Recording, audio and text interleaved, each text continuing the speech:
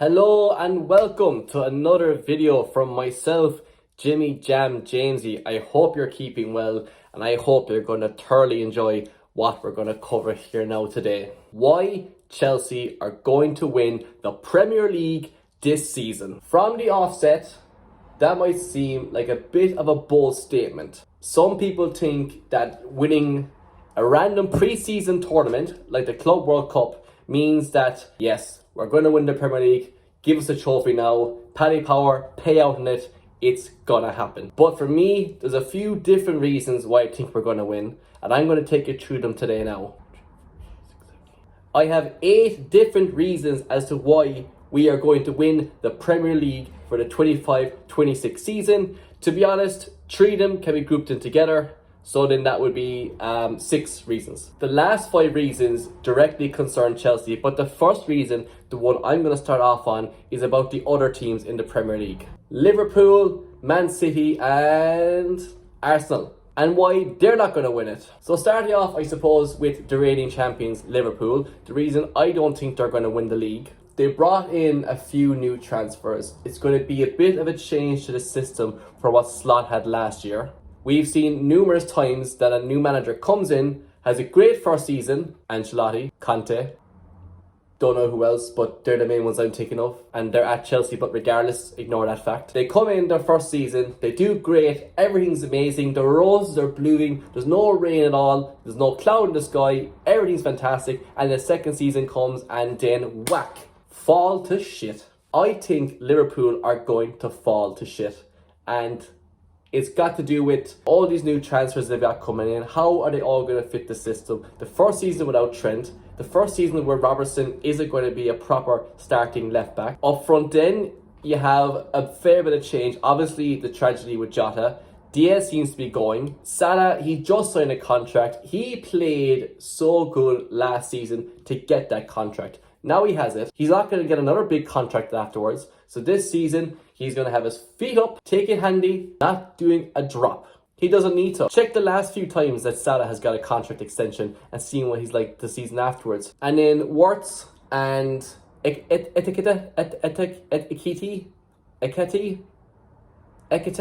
all I know about that striker is that his name spelt backwards is the exact same.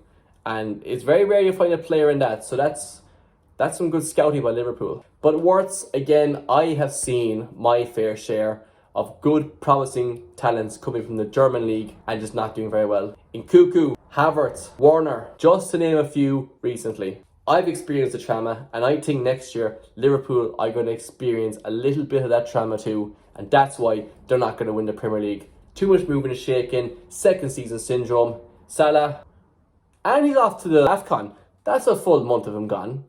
So that's another great point. City, again, they have a lot of new transfers coming in, new players coming in. How are they all going to adapt? Don't know. Look at them last year. They were hilarious. They couldn't buy a win. And they have plenty of money, and they still couldn't buy a win. They came back towards the end of the season, fair enough, but the consistency wasn't there. Loads of new players that came in January. Loads of new players that came in the summer. As a man that's experienced a ridiculous number of new players coming into the squad, it's not going to work. It's not going to gel. And then we'll come on to Arsenal in a minute, speaking of this thing.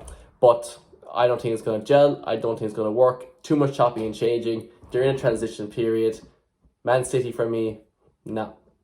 Arsenal then, why won't Arsenal win the league? They are bottlers. They haven't got the balls. They haven't got the nerve. They haven't got the focus, haven't got the experience, haven't got a striker up front that has done it at a high level. The Portuguese league, Darwin Núñez did it in the Portuguese league. Now look at him. And Nani Madueke. The idea of Nani Madueke is better than the reality. I love the man. He was one of my favourite players for Chelsea. Now he can get to fuck. But saying that, he's not going to change games for you the way you think he is. He's on the level. Him, Martinelli and Trossard are all on the same level. There's none of them really going to jump around. It's all about Saka. He is levels above them. So I don't think he's going to make the difference. Zubimendi, I've never seen him. I have no idea. Couldn't tell you. I just don't think Arsenal have got it yet. I think they'll push again. but I don't think they're the final package yet. Give it a year or two, give Gyökeres a year or two set in the league, and I think they'll be up there again. But rarely, I think you see a club push for the title so close 3 times and then win it on their 4th attempt. Not 4th time the charm, it's 3rd. 3rd was last season for them. It's going to be 5th time the charm for them. That's why the 3 of them, I don't think they're going to win the league. And here are my 5 reasons why Chelsea are going to win the Premier League. Number 1, which is 1 for those that don't speak Irish. Comparing it to last season. If you remember, early on in the season, we were 3 points behind Liverpool in 1st place at one stage. Then we fell off a cliff, and by God did we break some bones during that fall. Lost 2-0 to Ipswich, I remember it well. The lap scored, he scored a penalty. Now look at you. If you can't beat them, join them. Even though he did beat us, and he still joined us, but that doesn't matter. Then, from about November until about February time, we were rough. We were the shits. Came back around towards the end of the season. I think Trevor Chalobah had a good part to play in that. And we finished again in respectful 4th place. Now imagine the 3 parts of the season, and you take out that middle bit where we just stank the gaff up every single week. Would have been 2nd. Easily 2nd. Now, think of the extra year Maresca's had developing these players. He's so system focused. It can be a bad thing, but in this case it's a good thing. He's so system focused. Every single person on the pitch, they all know what they need to do in that position. An extra year now of that coaching, from him sitting on the sideline like, they all know their roles, they all know what they need to do. So I think now it is perfect for this season. He had that dip with Leicester the year before. This is his 2nd season with Chelsea. There's no data or evidence to suggest it's going to happen again. I reckon that middle gap will be fine and will be up near the top of the league. Point number 2. I kind of just covered it, but the system, Maresca, the adaptation. Everyone in the team now knows what they need to do. We've gone out and we've signed players like João Pedro that fit exactly what he wants. Okay, my phone just fell over, but ignore that. He has all the jigsaw pieces. He has 3 or 4 spare pieces. He can make the picture not a bother fine. Everyone fits in. Everyone knows what people need to do. It is harmony. It is absolute harmony. We haven't seen this much harmony since Fifth Harmony. This is Maresca harmony. It flows through the team. It's fantastic. It is a well-oiled machine. A well-oiled machine of harmony. 4th reason, the 3rd reason directly concerning the team, is our pre-season setup. No player is going to come in slow and sluggish at the start of the season. They'll be out the gap, flying it, fit from the World Cup, on a buzz. You've got some players then like Pedro that they did have some bit of time off, so they're all good, they're okay. We had the squad depth, chop and change players to come in. We've plenty depth in every single position. We've got their time off now, about 3 weeks. We're going to play 2 quick games, rotate the players in and out. We're all good. It's like a slow burning continuous season from last year. So I think we're very well set up for the new season in terms of fitness, in terms of cohesion, working together, bouncing off each other. I think it's going to work very well, and the fitness is grand. There's no need to get embedded. We will come out the traps flying it. This is reason number 5, and I'm just going to group them all together now, to be honest, but it basically was our defence, our midfield, and our attack. Our defence, yes, Sanchez.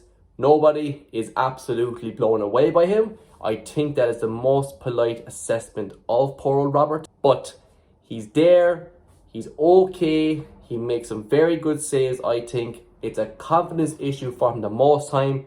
He shaved his head completely during last season. For me, that did wonders for my confidence. I'm sure it did the same for Maresca. It didn't for Conte because he got a hair transplant, and fair enough, he looks great, but Sanchez does not need a hair transplant. He has his confidence. I think he'll grow, and this will be his best season with Chelsea yet.